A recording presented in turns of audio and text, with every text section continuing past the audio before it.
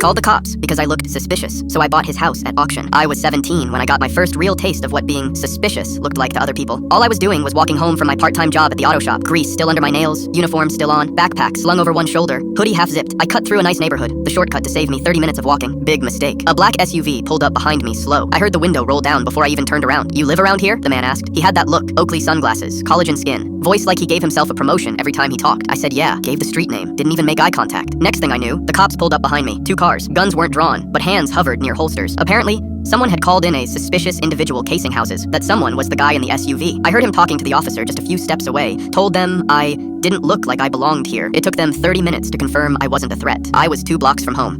After that, I avoided that whole area. Didn't even walk down that street again. And the guy who called? His name was Greg Sanders, real estate agent, HOA board member, owned 3 rental properties and walked around like he ran the town. But the image of him leaning against his car while I stood on the curb with my hands visible burned itself into my brain. I didn't scream, I didn't fight, I just remembered. And I built. I kept working, got a scholarship to a state school, studied mechanical engineering by day, flipped junk cars at night, graduated with a 3.8 GPA and 3 side hustles already bringing in revenue. At 25, I started my own custom fabrication shop. We built car parts and took on one-off projects for gearheads. It grew fast. By 30, I had a warehouse, a team of 15, and clients across the country. I used the profits to invest in real estate. Not flashy, just smart. Foreclosures, fixer-uppers, distressed auctions. And that's when fate finally swung back around. One of my agents brought me a listing. Foreclosure auction. 3-bedroom, 2-bath, corner lot. Looked familiar. I double-checked the address. Greg Sanders' house. Turns out Mr. HOA had made some bad bets. Bought too many rentals. Leveraged too hard. Then got hit when the market dipped. Missed too many payments. Bank called it in. The day of the auction, I walked up in a tailored suit and work boots. Greg was there, red-faced, arguing with someone over the phone. I kept my distance until the bid was won, mine, easily, and the paperwork signed. Then I walked up to him. He looked up, confused. Probably thought I was a reporter or an investor. "Remember me?" I asked. His eyes narrowed. "Should I? You called the cops on me when I was 17. Said I looked suspicious walking home." He squinted, and then I watched it hit him. That flicker of memory. I smiled. "This is your house, right?" He didn't answer. "It's mine now. Auction went fast. Sorry about that." He started to say something, but I wasn't interested. I handed him a card. "We offer short-term rental assistance for displaced owners. If you're polite, maybe we can work something out." I wasn't being petty. Okay, maybe a little, but mostly,